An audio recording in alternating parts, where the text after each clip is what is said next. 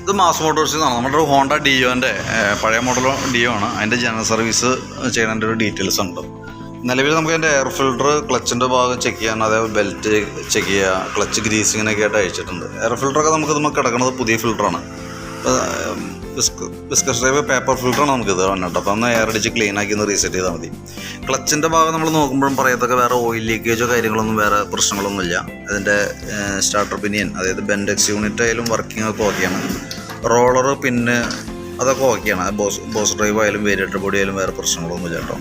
ക്ലച്ചൊന്ന് അഴിച്ച് ഗ്രീസ് ചെയ്ത് റീസെറ്റ് ചെയ്യുന്നുണ്ട്. ക്ലച്ച് യൂണിറ്റ്, ക്ലച്ച് ഷൂ ഒക്കെ അത്യാവശ്യം ഉപയോഗിക്കാനുണ്ട്. ബെൽറ്റിൻ്റെ കണ്ടീഷൻ നോക്കുമ്പോൾ ബെൽറ്റും പുതിയ ബെൽറ്റ് കിടക്കണം കേട്ടോ. അപ്പം നിലവിൽ ക്ലച്ചിലൊന്നും വേറെ യാതൊരു പ്രശ്നങ്ങളില്ല. നമ്മളിപ്പോൾ ക്ലച്ച് ചെക്ക് ചെയ്ത് ഗ്രീസിങ് നടത്തി റീസെറ്റ് ചെയ്യണം. അതേപോലെ തന്നെ എയർ ഫിൽറ്റർ ആയാലും ജസ്റ്റ് ഒന്ന് ക്ലീൻ ചെയ്ത് കയറ്റിയിട്ടാൽ മതി. എയർ ഫിൽറ്ററും പ്ലഗും മാറ്റിയിട്ട് ഒരുപാട് ആയിട്ടില്ല. അപ്പോൾ നമുക്കതൊന്ന് രണ്ടും ക്ലീൻ ചെയ്ത് കയറ്റിയാൽ മതി. പിന്നെ ചോക്കിൻ്റെ കേബിള്, ആക്സിലേറ്റർ കേബിള് ഒക്കെ ആയാലും, ആക്സിലേറ്റർ കേബിൾ ചെറിയൊരു ടൈറ്റ് കാണിച്ചു തുടങ്ങിയിട്ടുണ്ട്. പക്ഷേ തൽക്കാലം ഇപ്പോൾ നമുക്ക് മാറ്റേണ്ട ആവശ്യമൊന്നുമില്ല. അതിനുള്ള പ്രോബ്ലത്തിലേക്കൊന്നും ആയിട്ടില്ല. പിന്നെ ഫ്രണ്ട് ഭാഗത്തേക്ക് വരുമ്പോഴത്തേക്കും ഫ്രണ്ട് ബുഷുകളൊക്കെ ഒന്ന് അഴിച്ച് നമുക്കൊന്ന് ഗ്രീസ് ചെയ്യേണ്ടതായിട്ടുണ്ട്. ലിങ്ക് ടൈപ്പ് സസ്പെൻഷൻ നമുക്ക് ഇതിന് വരാം. അപ്പോൾ അതിൻ്റെ ബുഷുകളൊക്കെ ഒന്ന് അഴിച്ച് ഗ്രീസ് ചെയ്യണം, റീസെറ്റ് ചെയ്യുക. വേറെ പ്രശ്നങ്ങളൊന്നുമില്ല. അതേപോലെ ഫ്രണ്ട് ബ്രേക്കിൻ്റെ ലൈൻഡർ ആയാലും നല്ല ലൈൻഡർ കിടക്കണേ. അപ്പോൾ ഒന്ന് ക്ലീൻ ചെയ്ത് കയറ്റിയാൽ മതി. ഇതിൻ്റെ സ്പീഡോമീറ്ററിൻ്റെ കേബിൾ ചെറിയൊരു, അതായത് മീറ്റർ മെക്കാനിസത്തിൻ്റെ ചെറിയൊരു ടൈറ്റ് ഉണ്ട്. നമ്മൾ വീല് കറങ്ങുന്ന സമയത്ത് ചെറിയൊരു സൗണ്ട് വേരിയേഷൻ തുടങ്ങിയിട്ടുണ്ട്. അതായത് പഴക്കത്തിൻ്റെയാണ്. അത് മീറ്റർ വലിയ താമസമില്ലാണ്ട് ജാമിങ് കാണിക്കാൻ സാധ്യതയുണ്ട്. അതായത് ടൈറ്റായി പോകാൻ സാധ്യതയുണ്ട്. കാരണം എന്ന് വെച്ചാൽ അത് അത്രയും പഴക്കത്തിലേക്ക് എത്തിയിട്ടുണ്ട്.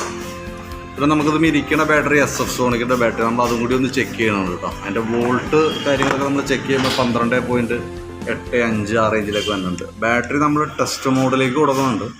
ടെസ്റ്റിലേക്ക് കൊടുക്കുമ്പോൾ ഇവിടെ കാണിക്കുന്നത് ബാറ്ററി കംപ്ലൈൻ്റ് ആയിട്ടാണ്. പക്ഷേ സെൽഫൊക്കെ വർക്ക് ചെയ്യുന്നുണ്ട്. അപ്പോൾ എപ്പോൾ വേണമെങ്കിലും നമുക്ക് സെൽഫിൻ്റെ ഒരു കംപ്ലൈൻറ്റ് പ്രതീക്ഷിക്കാം. സെൽഫ് എടുക്കാനായിട്ടുള്ളൊരു ബുദ്ധിമുട്ട് കാണിക്കാനായിട്ട് സാധ്യതയുണ്ട്. അത് ബാറ്ററിയുടെ ആണ്. ഓക്കെ, കാരണം ബാക്കി ഹോൺ, ഇൻഡിക്കേറ്റർ അതൊക്കെ നമുക്ക് ജസ്റ്റ് വോൾട്ട് കിട്ടിയാൽ പ്രോപ്പറായിട്ട് വർക്കാവും. പക്ഷേ സെൽഫ് മോട്ടർ വർക്ക് ചെയ്യണമെങ്കിൽ കറക്റ്റ് ആംബിയർ തന്നെ. അപ്പോൾ നിലവിലിപ്പോൾ ബാറ്ററി ഡാമേജ് കാണിക്കുന്നത് കൊണ്ട് ഒരു പക്ഷേ പെട്ടെന്ന് ചിലപ്പോൾ ഒരു കംപ്ലൈൻ്റ് ഒക്കെ കാണിക്കാനായിട്ടുള്ള സാധ്യതയുണ്ട്. കംപ്ലൈൻറ്റ് കാണിച്ചിട്ട് മാറ്റിയാൽ മതി.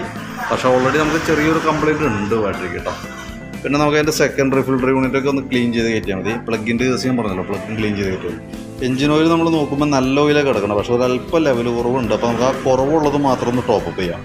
പിന്നെ പൊല്യൂഷൻ എടുക്കുക. അപ്പോൾ അത്ര കേസാണ് മെയിനായിട്ട് നമുക്ക് ചെയ്യേണ്ടി വരുന്നത്. അപ്പോൾ നിലവിൽ ഓയിൽ ടോപ്പപ്പ് ചെയ്യുക, വാട്ടർ സർവീസ്, അതേപോലെ ജനറലായിട്ടുള്ള സർവീസ്, പൊല്യൂഷൻ ടെസ്റ്റ്, അത്രയാണ് മെയിനായിട്ടുള്ളത് നമുക്ക്. വേറെ അങ്ങനെ കാര്യമായിട്ടുള്ള പ്രോബ്ലം ഒന്നും ഇല്ല കേട്ടോ. അപ്പോൾ ഞാൻ എൻ്റെ ഏകദേശം ഒരു എസ്റ്റിമേറ്റ്, അതിൻ്റെ ഡീറ്റെയിൽസ് ഒന്ന് വാട്സാപ്പിലേക്ക് ഒന്ന് സെൻഡ് ചെയ്തേക്കാം. ഓക്കെ.